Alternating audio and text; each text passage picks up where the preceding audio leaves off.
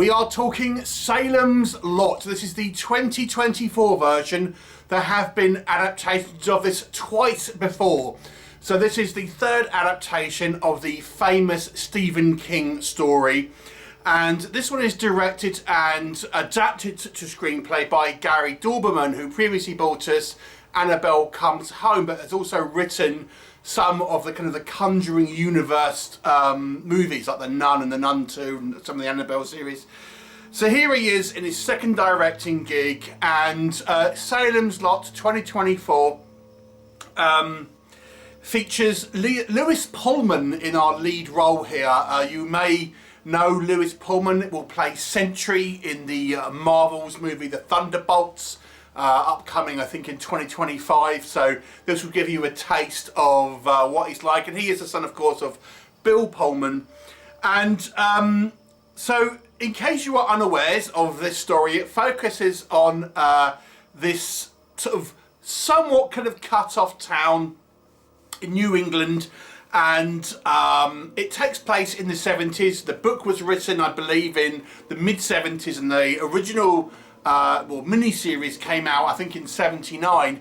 So it kind of takes place around that sort of that kind of time frame, and we have this town which has this kind of spooky manor house, and this manor house has always had a little bit of a reputation for some type of foreboding goings on there, but it's nothing compared to what will happen now when a vampire moves in, and his intent is to effectively take over this town and spread his kind, so to speak, by feasting on the inhabitants. And it falls to a group of survivors, I guess, led by Lewis Pullman's character, who is a writer clearly modelled after Stephen King, a young boy and a group of others, to try and stop this vampire menace. What will happen? You'll have to watch the movie and find out. So the mission statement from Gary Dauberman, the director here, was to make vampires scary again. He was a little disheartened with the state of the vampire subgenre, feeling it had lost some of its bite, no pun intended. And did he succeed by kind of making vampires scary again?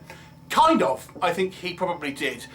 Now, I would imagine, and we'll come on to this in the negatives, but I can imagine one of the critiques of this movie is that, did this movie really need to be remade? What this movie does have is obviously a higher production value, and the movie's crowning achievement, I think, is some very high quality visual stylings here. Now, this movie, I would say, is probably likely to be compared to the Conjuring style movies, because it kind of feels like that. I won't lie, it does have a similar feel to certainly the spin-off, the Annabelle and the Nun movies, in its kind of tone, in its kind of visual stylings. So that's obviously clearly been ported over from Gary Dauberman, who's probably used a lot of crew from those movies as well. But it does have some really nice hero shots, and what I mean by that, there's a few sequences here because of the budget, because of the advances in technology, and obviously trying to kind of have this statement where it's trying to have a more scary kind of take on the vampires. There's some pretty sweet shots in this movie. The film is actually somewhat of a close adaptation to what's come before. It doesn't really do anything new story-wise necessarily, or not much, but what it does have are some cool moments. There's some really cool sequences when our vampires kind of effectively invade the town, kind of in the third act of the movie. They're kind of surrounded by this kind of spooky mist. They seem to be able to kind of fly and perch themselves on top of kind of various buildings and things, and their glowing eyes. It looks truly creepy. And there's some great moments involving with the vampire interactions with kind of humans. Probably the most famous sequence in this movie is where we have the little vampire boy kind of knocking on the window of his friend to kind of let him in, and it's done very well here and looks very kind of creepy. Arguably, they've used a little bit too much dry ice here, but it looks creepy. And I do think there are some genuinely kind of creepy moments, certainly I would say, before we get to the finale where our vampires are kind of teased. Especially our main vampire, Barlow, something like that he's called. The first kind of glimpse we get of him is him coming down the stairs, and it's with this kind of kid who's got a sack over his head, so we could just see through the little eye hole, and it's somewhat obscured. I think it's great. It's some really great sort of cinematography and directorial choices.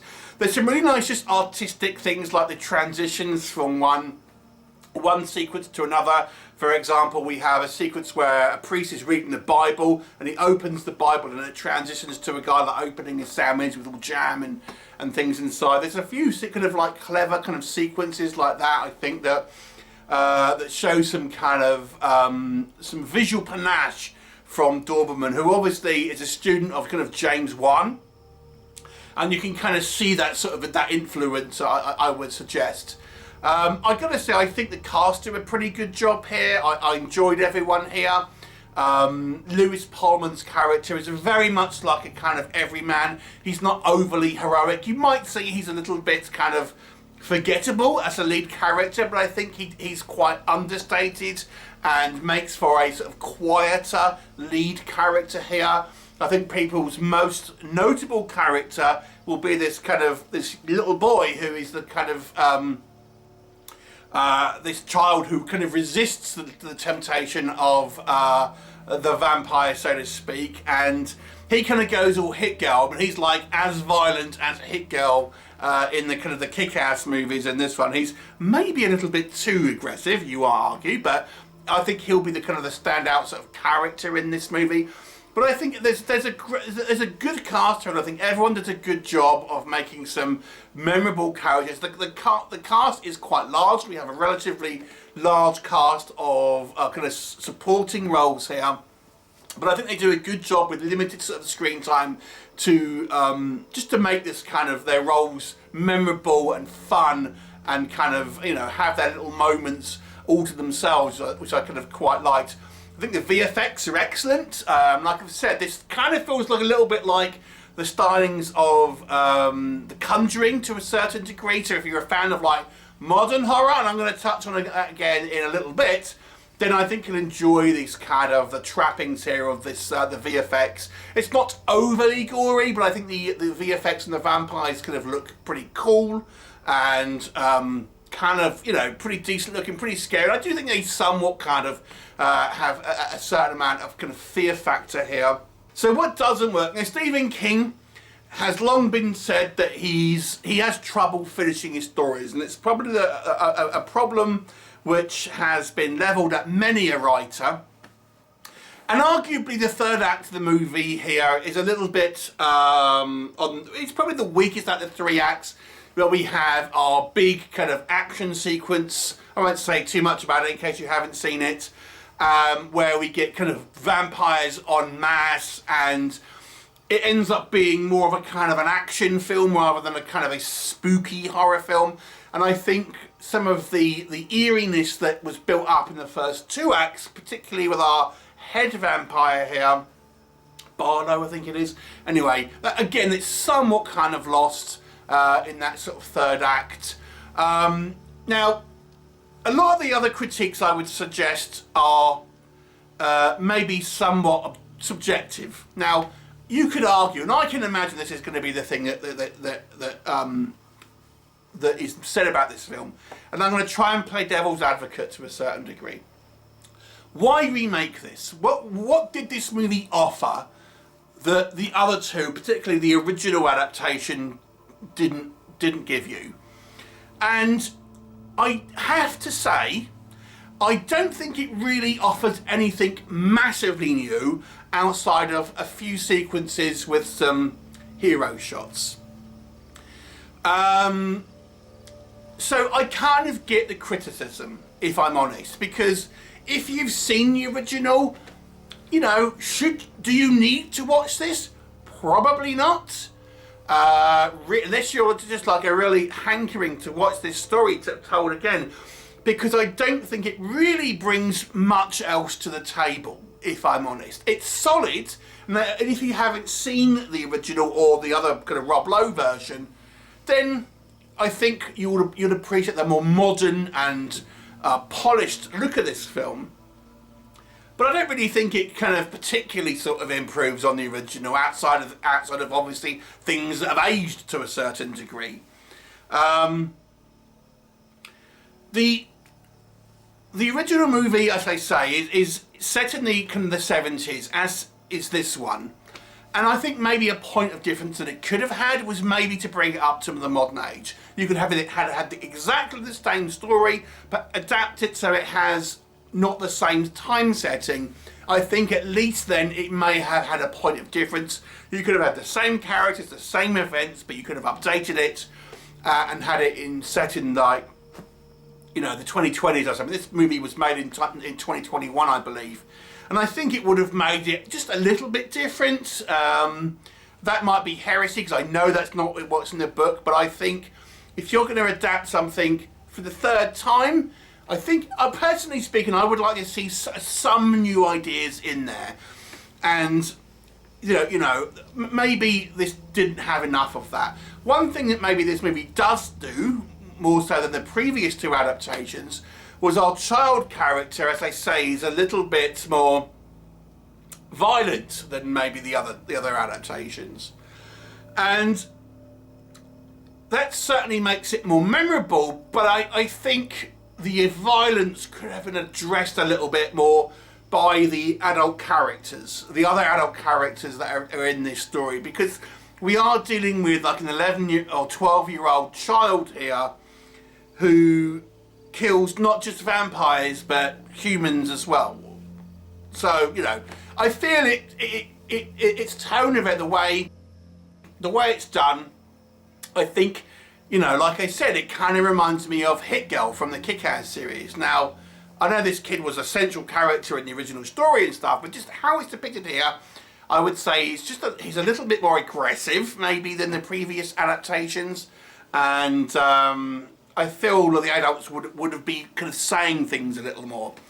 The finale, as I say, I just feel was a little kind of rushed, but that's a lot of that's kind of down to the source material. It just feels a little bit kind of like doesn't quite stick the landing. It doesn't quite have that sort of the ambience that the original movie does. And let's talk about the ambience, because the other critique I would say is this. There are fans out there who will just criticise something because it's modern horror, and they only like old horror, only like old 80s or 90s horror or whatever, or 70s horror, and that's not a fair comparison. You can't just say, you've got to judge this movie what it's on. Now, I mentioned I don't really think this movie brings a hell of a lot more to the table than the original film, but I'm not going to knock it for that, because I don't feel you've got to judge this movie as a separate entity.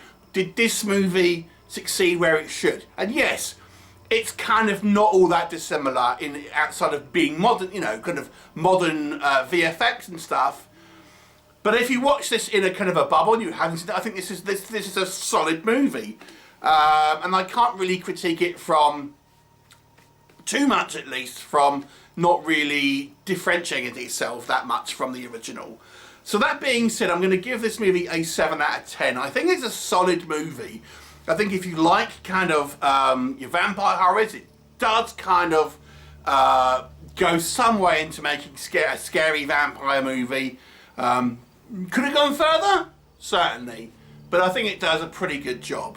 Let me know what your thoughts are. I'd be curious to hear you know, what your thoughts are. Let me know, and I'll look forward to seeing you next time.